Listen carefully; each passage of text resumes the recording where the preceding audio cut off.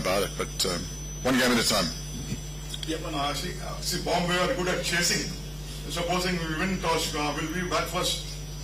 We'll have a decision. We haven't really looked at the wicket yet. We haven't really made a decision around that. You check the weather, you check all sort of conditions before you make those calls.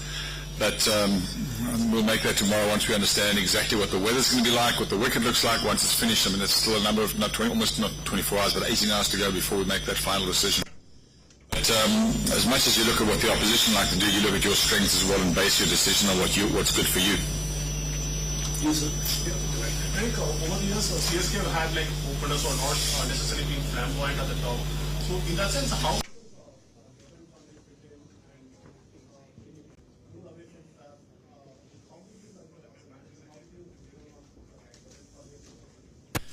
The most important thing with T20 cricket is to find that individual's way of going about his job and then working your tactics around that. You don't want to try and make somebody to faff or make faff somebody else. You look at your players and you decide how they're going to play and how they fit and work together.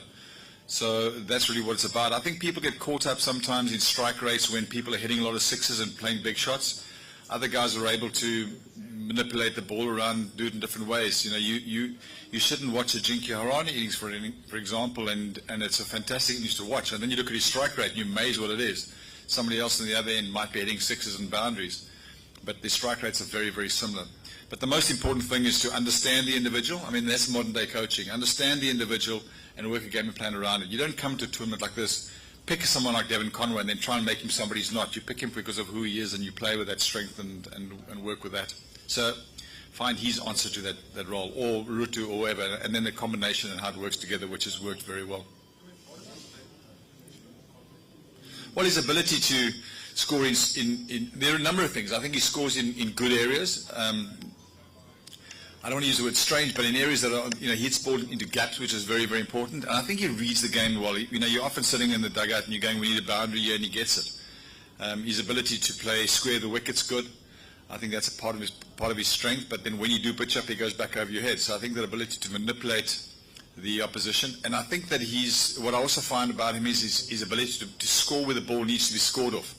So he's able to manipulate the field, but if you give him the ball in an area, he's able to score in that area, whether it's use the pace or whether it's go straight back down the ground. His versatility and his difficult to bowl dot balls to, and that makes him a strength. Yes, sir. After the last complete, Tushar won the tournament, but at the same time, the game was lost, and he also has someone who's gone for over 11 runs. So what kind of conversation you have when someone has two extreme kind of? So we again, it's not a cliche. We look very, very much at execution of plan, and if you actually look at every single ball he's bowled, and we do that as a coaching team, as a bowling coaching team, and with a bowler, he's been unlucky. He's got balls in good areas that have gone to boundaries. He's had a few drop catches, and then you analyse and you take those out of the equation, and then the numbers are not as bad as maybe they seem. Some guys will bowl the ball in good areas, get it for six, and some will get a wicket.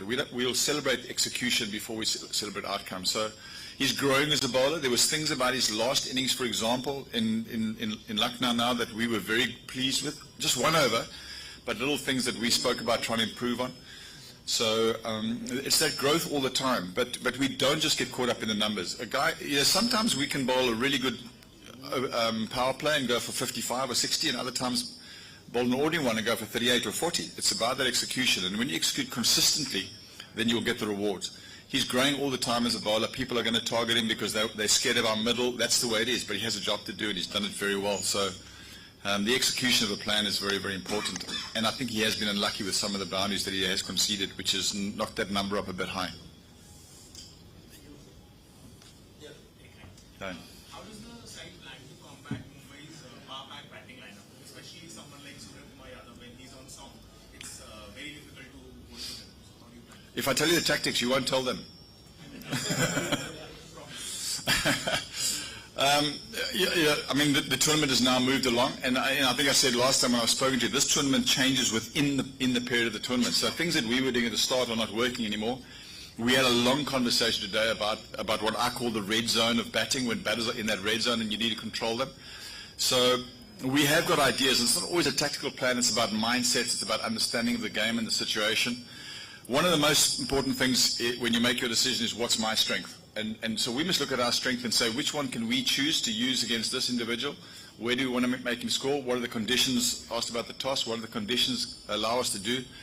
So we take all those into account and we make our plans, but a plan that might not be ideal that we can execute is better than the perfect plan we can't. And that's the basis we work from. So we look at what we can do and we go about that. We have to understand that in the modern game, in this IPL, it's intimidating. Remaining calm and not allowing yourself to get into that panic zone is what is important for us as bowlers, and what we literally spoke for a long time about it at our planning meeting today. It wasn't just about the tactics, but just a mindset as well.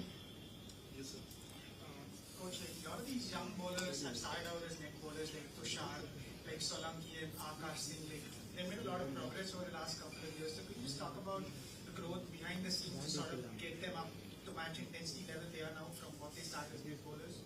I think if you can, we often talk about trying to create a family at CSK, and I think we are a family. I think that's an important part of it, and part of our family are net bowlers. They're not just guys that come and bowl; they become part of what we do. We challenge them all the time. We're advising them as well as much as we can. The better they bowl to our batsmen, and all the time we're looking. We don't know, in this country of yours, there's just so many unbelievable cricketers out there that bowl to us in net.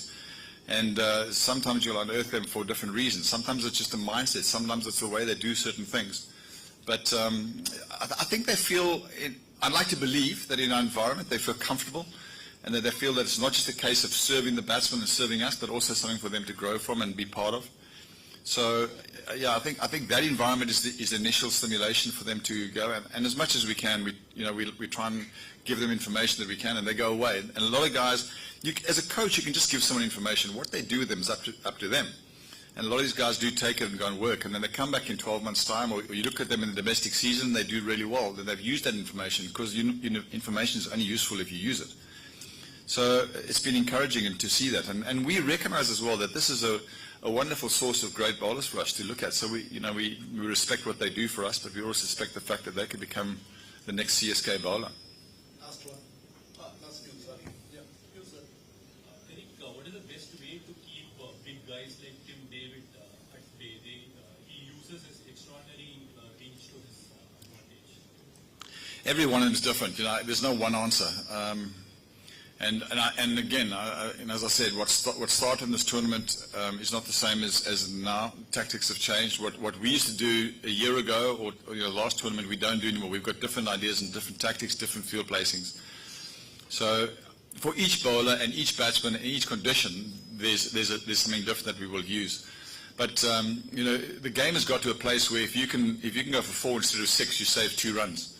And sometimes that might be the tactical conversation. How do you force him into an area to score 4 and take away 6s? That's just part of the conversation that we have. But a lot of people talk about how tough it is to be a bowler, but we were actually talking today how exciting a time it is, because I think batsmen have now kicked ahead. Now it's for the bowlers to catch up, and they will. And we'd like to be the team that catches up first. Last one. Eric, 3 games ago you were within striking distance of the playoff. Now really tough 4 games coming up. Fortunately 3 at home.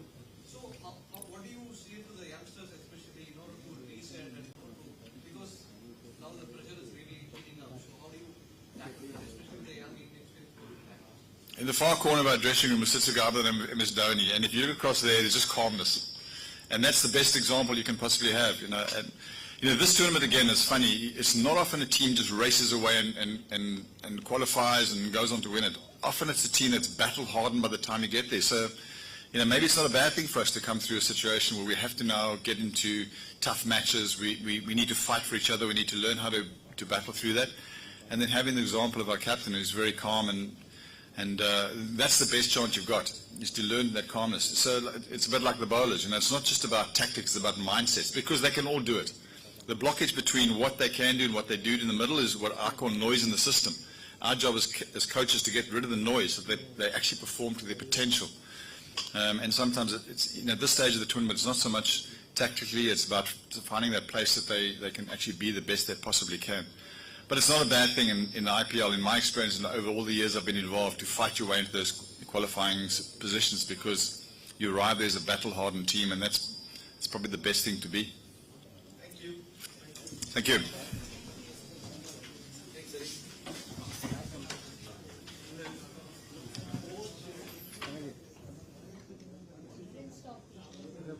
கொடுத்துறீங்களா?